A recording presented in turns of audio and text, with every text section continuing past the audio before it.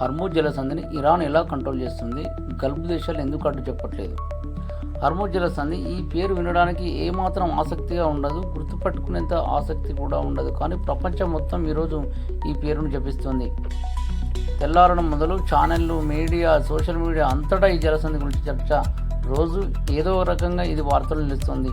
ఇరాన్పై America, Israel దాడి ముందు దీని గురించి మాట్లాడుకున్న వారు చాలా తక్కువ. కానీ ఇప్పుడు సిటీల్లోనే కాదు, పల్లెటూళ్ళలో కూడా ఈ పేరు ప్రతిధ్వనిస్తుందంటే మనకు ఈ జలసంధి గురించి చాలా డౌట్లు ఉన్నాయి. వాటిపై ఇక్కడ క్లారిటీ తీసుకుందాం.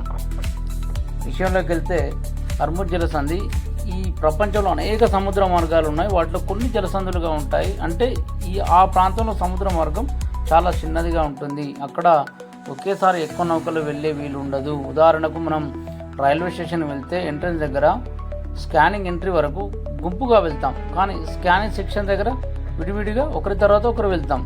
ఇదే విధంగా హర్మూజ్ జలసంధి దగ్గర కూడా ఒకేసారి ఎక్కువ నౌకలు వెళ్ళే వీలుండదు. అది సరిగ్గా ఇరాన్ పక్కనే ఉంటుంది. అది వన్ వే రోడ్ లాంటిది. అంటే జలసంధికి లోపల ఉండే గల్ఫ్ దేశాల నుంచి నౌకలు చమురు తీసుకెళ్లాలంటే హర్మూజ్ వైపు నుంచి బయలుదేరాలి. అక్కడ బ్రేక్ వేస్తే ఇక నౌకలు బయటకు రాలేవు. ఇదే ఇరాన్కి ప్లస్ పాయింట్ అయింది. ఆ జలసంధికి బ్రేక్ వేసి నౌకల రాకపోకలను ఆపేసింది. దాంతో బయట నౌకలు కూడా ఇప్పుడు గల్ఫ్ దేశాలు వెళ్లే పరిస్థితి లేదు. హర్మూజ్ జలసంధిని ఇరాన్ ఎలా ఆపేస్తుంది?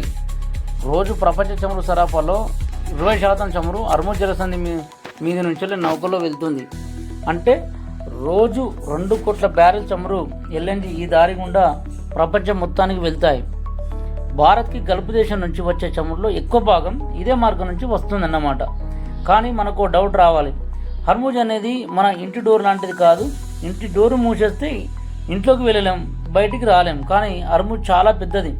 దానికి ఒకవైపు ఇరాన్, మరోవైపు ఒమన్ ఉన్నాయి. మధ్యలో అతి తక్కువ భాగం దాదాపు 39 కిలోమీటర్లు ఉన్నట్లు వికీపీడియా తెలిపింది. మరి అన్ని కిలోమీటర్ల సముద్ర మార్గాన్ని ఇరాన్ ఎలా కంట్రోల్ చేస్తుంది అనేది పెద్ద ప్రశ్న. ఇందుకోసం ఇరాన్ డ్రోన్లు, మైన్స్, మిసైల్స్ ఉపయోగిస్తూ ఓడలు రాకపోకలు సాగించకుండా చేస్తోంది అని సిబిఎస్ న్యూస్ తెలిపింది. ఇరాన్ ఎలా కంట్రోల్ చేస్తుందంటే, ఇరాన్ చిన్న దేశం ఏమి కాదు. మన ఇండియాలో దాదాపు 3వ వంతు ఉంటుంది. గత 20 ఏళ్లలో అమెరికా ఆంక్షల వల్ల ఇది ఆర్థికంగా చితికిపోయి ఉండొచ్చు, కానీ దీనికి ప్రత్యేకమైన నౌకాదళం ఉంది.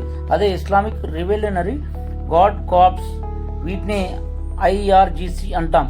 వీళ్ళు ఒకే చోట ఉండరు, రకరకాల ప్రదేశాల్లో ఉంటూ రకరకాలుగా జలసంధిని కంట్రోల్ చేస్తుంటారు. ఉదాహరణకు మనం ఓ వీధి గుండా వెళ్ళొద్దని ఆ వీధిలో ఓ ఇంటి ఓనర్ చెప్తే అటుగా వెళ్ళేందుకు మనం డౌట్ పడతాం. వెళ్తే ఆ ఓనర్ ఏం చేస్తాడో, ఏమంటాడో అనే పరిస్థితి. ఇప్పుడు ఈ నౌకల పరిస్థితి కూడా ఇదే. జలసంధి గుండా వెళ్తే ఐఆర్జీసీ ఏం చేస్తుందో అనే టెన్షన్ ఉంది. నౌకల్ని పేల్చేస్తామని ఇరాన్ హెచ్చరించింది ఇప్పటికీ. అలా పేల్చేందుకు ఇరాన్ సముద్ర తీరం దగ్గర ఖలీజ్ పార్స్, నూర్ ఫాదర్ అనే యాంటీ ఫిష్ మిసైల్స్ని మోహరించింది. ఇవి జలసంధి మొత్తాన్ని కవర్ చేస్తాయి. ఏదైనా నౌక వెళ్తూ ఉంటే మిసైల్ వదిలితే అది చిన్నగా వెళ్ళి నౌకను పేల్చగలదు. అందుకే నౌకలు జలసంధిని 2 వైపులా ఆగిపోయాయి. ఇన్సూరెన్స్ కవర్ లేదు. నౌకలు సాధారణంగా ఇన్సూరెన్స్ ఉంటుంది. నౌక సముద్రంలో మునిగిపోతే ఇన్సూరెన్స్ ద్వారా పరిహారం లభిస్తుంది. కానీ ఇరాన్ యుద్ధం మొదలయ్యాక నౌకలు ఇన్సూరెన్స్ ఇచ్చేందుకు ఇన్సూరెన్స్ కంపెనీలు ముందుకు రావట్లేదు. దాంతో నౌకలు తెగించి జలసంధికి వైపు వెళ్లేందుకు పరిస్థితి లేదు. ఒక చమురు నౌక ధర సుమారుగా 800 కోట్ల నుంచి 1200 కోట్ల దాకా ఉంటుంది అని వికీపీడియా తెలిపింది. మరి అంత ధర ఉంటే దాన్ని జలసంధి గుండా పంపించి నష్టపోయేందుకు ఏ దేశమైనా సిద్ధపడుతుందా? డ్రోన్లు, యుఎస్వీలు, ఇరాన్ నుంచి చౌకైన షహెల్ లాంటి డ్రోన్లు, ఎక్స్ప్లోజివ్ లోడెడ్ బోట్లు యుఎస్వి ఓడలపై దాడి చేయగలవు. మార్చి 11న థాయ్ ప్లాగ్ ఓడ మయూర్ నైరేపై యుఎస్పై దాడి చేసింది. ఇవి చౌకైనవి, సులభంగా ఓడ దగ్గర వెళ్ళి పేలగలవు. వీటికి తోడు ఇరాన్ ఫాస్ట్ అటాక్ బోట్లను వాడుకుంటుంది. ఇవి చిన్న నౌకలపై గుంపులుగా దాడి చేస్తాయి. మందుపాతర మైన్స్ను నౌకలపై వేస్తాయి. ఇరాన్ భూగర్భ నౌక సొరంగాల్లో ఇవి దాక్కుని ఉంటాయి. ఇవి దాడి చేస్తే నౌక పేలిపోగలదు. వీటి తోడు సబ్మెరైన్స్ కూడా ఉంటాయి. ఇరాన్ కైలో క్లాస్ సబ్మెరైన్ వాడుకుంటుంది. వాటి ద్వారా కూడా మందుపాత్రలను వేసేలా ప్లాన్ చేస్తుంది. ఇరాన్ ఈ టెక్నాలజీని చైనా, రష్యా నుంచి తీసుకొని స్వయంగా మరింతగా తయారు చేస్తుంది. వీటి లక్ష్యం యుద్ధం గెలవడం కాదు, ఓడలు భయపడి ఆగిపోవాలన్నదే. అవి ఫోర్బ్స్ మార్చి 9, 2020 నాటికి రిపోర్ట్లో చెప్పగా ఎన్పిఆర్ మార్చ్ 4, 2026 రిపోర్టు తెలిపింది. నావెల్ మైన్స్ అంటే ఏమిటి, ఇరాన్ ఎలా ఉపయోగిస్తుంది? ఇరాన్ దగ్గర మరో టెక్నాలజీ కూడా ఉంది, అదే నావెల్స్ మైన్స్. ఇవి సముద్రంలో ఉండే పేలుడు పదార్థాలు. ఇవి కూడా మందుపాత్రలు లాంటివే. ఓడ వచ్చినప్పుడు వీటికి ఉండే సెన్సార్ అయిన అకోస్టిక్, మ్యాగ్నెటిక్ ప్రెషర్ వంటివి ట్రిగ్గర్ అవుతాయి, అంతే ఈ మైన్స్ పేలుతాయి. వీటిలో 4 రకాలు ఉంటాయి. కాంటాక్ట్ మైన్స్, ఓడ నేరుగా తగిలితే పేలుతాయి. మోర్డ్ మైన్స్, నీటి మట్టంపై ఉంటాయి, ఓడ తగిలే ఛాన్స్ ఎక్కువ. బాటమ్ మైన్స్, సముద్రం అడుగున ఉంటాయి. రాకెట్ ప్రొపైల్డ్ EM-52, చైనా నుంచి వీటిని తెచ్చుకుంది. ఇరాన్ దగ్గర 2000 నుంచి 6000 మైన్స్ ఉన్నాయి. వీటిని ఇరాన్ చిన్న బోటు సబ్మెరైన్ ద్వారా ఉపయోగిస్తుంది. కేవలం 10 నుంచి 12 మైన్స్ వేస్తే సరిపోతుంది. అవి పేలడం చూసి ఓడలు భయపడి ఆగిపోతాయి. 1980లో ట్యాంకర్ వార్లో ఇరాన్ అలాగే వాడింది. తాజాగా వార్లోను కూడా మైన్స్ వేసినట్లు US ఇంటెలిజెన్స్ చెప్పింది. CBS న్యూస్ మార్చి 11, 2026 రిపోర్టు చేసింది. ఎందుకు అమెరికా ఇరాన్ని ఆపలేకపోతుంది? America CENTCOM March 16 Iran mine laying బోట్లను ధ్వంసం చేసింది. కానీ అమెరికాకి పూర్తి కంట్రోల్ రాలేదు.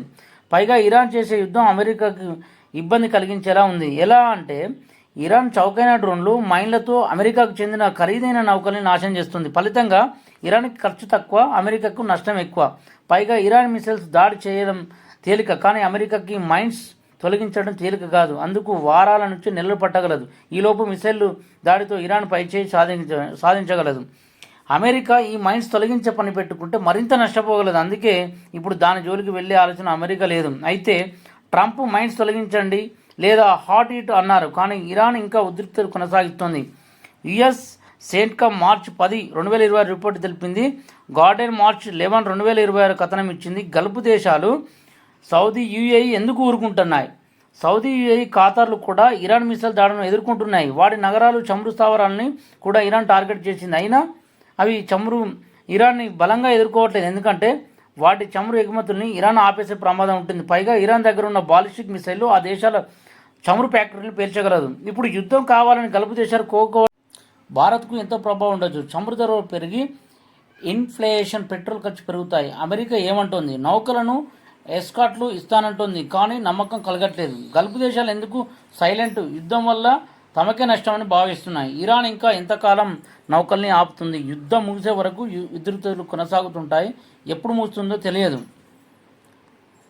ముగింపు ఏంటంటే ఇక్కడ హర్ముజ్ జలసంధి ఇరాన్ చేతుల్లో ఉండడం ప్రపంచ ఆర్థిక వ్యవస్థకు పెద్ద సమస్యగా మారింది. ఇరాన్ అసమాన టెక్నాలజీతో మైన్స్, డ్రోన్లతో శక్తివంతమైన దేశాలను కూడా ఆపేస్తుంది. ఫలితంగా మన ఇండియాలో, మన తెలుగు రాష్ట్రాల్లో మన జీవితాలు ప్రభావితం అవుతున్నాయి. శాంతి మార్గమే అన్ని సమస్యలకు పరిష్కారం అనేది నా ఉద్దేశం. ఈ వీడియో కనుక మీకు నచ్చినట్లయితే like, share, subscribe. Thank you for watching.